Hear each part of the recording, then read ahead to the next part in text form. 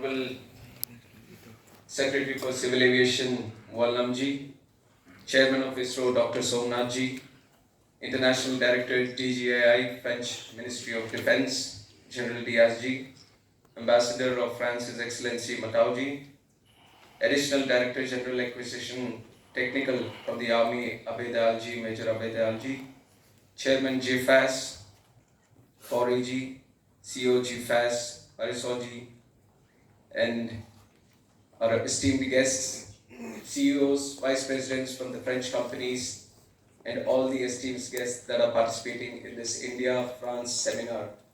Once again, a warm welcome to each and every one of you, and all the people who are here from France, welcome to India. I extend my heartfelt welcome to all of you, to the land of India, which is a land of limitless possibilities in aviation, defense, aerospace, and other sectors. And I'm very honored to be in the presence of all the esteemed guests here, and especially the people who are sitting on the dais. And in this moment, I would like to commend ISRO for its extraordinary achievements, particularly with the recent success of Chandrayaan-3 mission and the Aditya L1 solar mission. ISRO, under the leadership of Somnathji, has not only cemented India's place in space exploration community, but also demonstrated the country's prowess in cutting-edge technology, positioning India as a global leader in space innovation. And its accomplishments continue to inspire and open new avenues for international collaboration. I must also congratulate FICCI and the French Aerospace Industries Association, GIFAS, for hosting this significant trade and industrial mission. Your efforts play a crucial role in strengthening the partnership between our aerospace industries, defense, civil aviation, and many other sectors. And the signing of the MOU today marks a pivotal point in our collaboration, opening new doors for innovation, investment, and mutual growth. Together, we are building a strong foundation for the future of aerospace and aviation between India and France. This occasion also underscores the robust and ever-growing relationship between India and France. Our two nations, just like the speakers earlier have mentioned, they have shared a long-standing partnership, particularly in the aerospace and defense sectors, built on mutual respect, trust, and a shared vision for innovation. And I am very happy to see that the collaboration has not been very recent, but has deepening ties for over 6 to 7 decades. And a lot of progress we have achieved over many years. And I can see that France, with the kind of expertise it has in the sectors that we are talking about, and India on the other side having the numbers to support the market, I think France brings in the quality and India has the quantity, and this is one of the powerful combinations ever that can be seen in the country. And the potential for further collaboration is immense. With India's rapid growth in civil aviation and France's expertise in aviation technology, we are poised to achieve new milestones together. Today, we advance a step closer to realizing the ambitious vision that we have set forth in the Horizon 2047 agenda, which is a testament to the enduring partnership between two remarkable leaders, our Honorable Prime Minister Narendra Modi ji and President Emmanuel Macron ji. This MOU would catalyze opportunities in the civil aviation sector between the two nations, and I look forward to enhanced business opportunities, cooperation in research, skill development, and academic exchanges.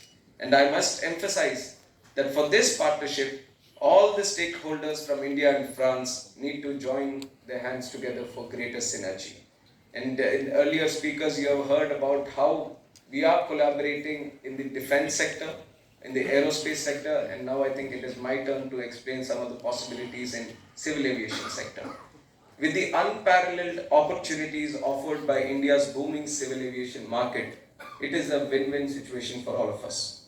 With Prime Minister Narendra Modi ji leading from the front, our airports have doubled up in just 10 years from 74 to a staggering number of 157. And we are on the path to establish another 200 airports in the coming 20-25 years. And we see the number growing up to 350 to 400.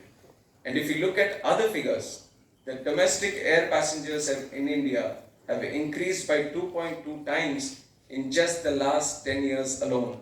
And the fleet size of scheduled airlines have also doubled to around 800, with the airlines placing order of more than 1,000, actually 1,200 aircraft in the coming years. And I think the major beneficiary would be the India and France itself. And I can proudly say that India is now the third largest domestic aviation market in the world and one of the fastest growing aviation markets also in the world.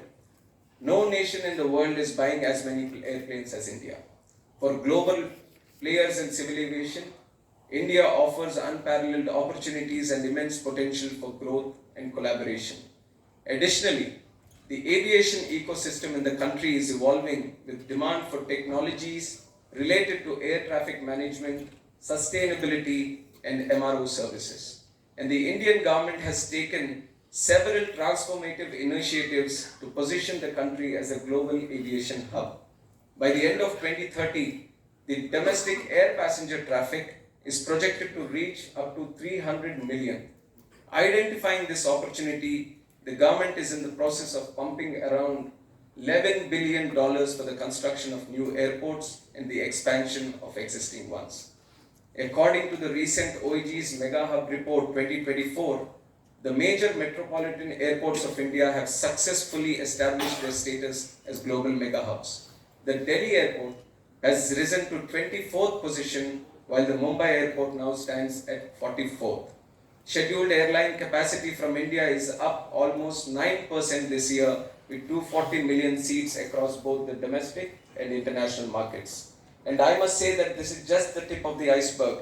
With over 1.4 billion people, a vast geographical expanse, and growing economic corridors, India's air traffic is geared up for huge exponential growth in the coming future. And when it comes to policy and reforms, to support this growth, the Indian government has taken significant strides in implementing policy reforms designated to cultivate a business-friendly environment in the aviation industry. And one of the most notable reforms is the liberalization of foreign direct investment in civil aviation, which now allows up to 100% FDI in scheduled airlines through automatic routes. Furthermore, I am also pleased to share that the lower house of Parliament, Lok Sabha, has recently passed a new bill to replace the Aircraft Act of 1934, and this landmark legislation includes enabling provisions to incorporate design, maintenance and manufacturing aspects of aircraft in India, aligning with the government's initiative of Atmanirbhar Bharat and Make in India. We are diligently steering the aviation landscape towards greater heights with a particular focus on the development of maintenance, repair and overall facilities. To strengthen the MRO landscape, the government has implemented a uniform goods and services tax rate of up to 5% on aircraft components. This simplification is set to stimulate growth in the MRO sector and save the airline industry approximately 1,000 to 1,200 Indian crore rupees annually, with the potential to double it by 2030. Additionally, the extension of export period for goods imported for repairs was extended from 6 months to 1 year, which enhances the competitiveness of Indian MROs. Also, the time limit for re-import of goods for repairs under warranty has been extended from 3 to 5 years. These measures, along with the facilitation of 100% FDI, demonstrate our unwavering commitment to build India as a MRO hub. With continuous collaboration with global original equipment manufacturers, the OEMs, and the establishment of more MRO facilities, it is going to be a strategic push to make India a preferred destination for MRO services in the coming years. And with such strategic policy initiatives, robust infrastructure development, and innovative solutions, we are reshaping the landscape of air connectivity, and at the heart of this evolution is the regional connectivity scheme, UDAN, which our Honorable Prime Minister Narendra Modi ji has envisioned to connect the whole Indian interland areas into the mainstream aviation sector. By successfully connecting smaller towns and previously unserved regions to major cities, UDAN scheme has opened pathways to international destinations and fueled both domestic and global demand for air travel. This initiative has been instrumental in increasing operational routes under UDAN from just 48 in 2017-18 to an impressive 538 today, facilitating over 2.8 lakh flights. Moreover, the expansion of airport infrastructure is progressing at an unprecedented scale, from greenfield airports in unserved pockets to major modernization projects in our existing metro hubs. We are on track to have our 200 operational airports by 2025. The UDAN scheme has not only transformed domestic air travel but also has supported the growth of MRO sector, reflecting our commitment to make air travel more affordable, comfortable and convenient for all the citizens of the country. Our vision of ease of flying drives us to ensure that affordable air travel is accessible even in the remotest parts of the country. And we are integrating helicopters, seaplanes, and wide body aircrafts under this scheme, envisioning a future where every Indian can enjoy the joy of flying regardless of their geographical location. Under the visionary leadership of our Honorable Prime Minister Narendra Modi ji, India's aviation sector has gone a remarkable transformation by democratizing air travel. And as we come together today, I also want to emphasize that the Indo-French 2047 roadmap is fundamentally rooted in the concept of a partnership for the planet. And I'm proud to share that India has made remarkable strides in this direction. Over the past decade, we have transformed 73 of our 157 airports to operate entirely on green energy, positioning India as a frontrunner in the global race towards carbon neutrality. In a world where aviation contributes nearly 2% of global carbon emissions, it is imperative that we all lead by example. Our iconic Cochin Airport in Kerala, the first airport in the world to operate solely on solar power, has set a benchmark by winning the UN Champions of Earth Award in 2018. And as we build new airports, we are committed to our Prime Minister's declaration on financing the development of India through decarbonized energies. And we must amplify our efforts to achieve carbon neutrality in our sector. India possesses abundant raw materials and resources necessary for the production of sustainable aviation fuel. Meanwhile, France has successfully integrated SAF into its aviation operations, with airlines using these fuels for long overhaul flights. This presents a unique opportunity for collaboration between our two nations. By leveraging India's supply capabilities and France's operational experience, we can establish a robust global SAF supply chain.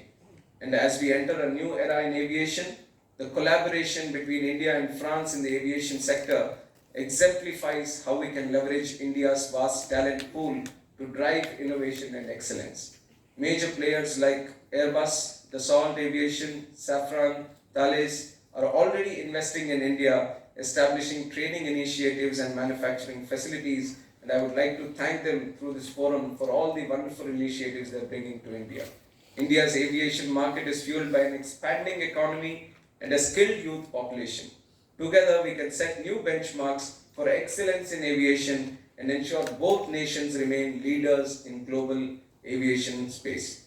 The government's commitment for expanding infrastructure, fostering innovation, and ensuring sustainability is setting the stage for India to serve as a gateway for global collaboration, commerce, and connectivity.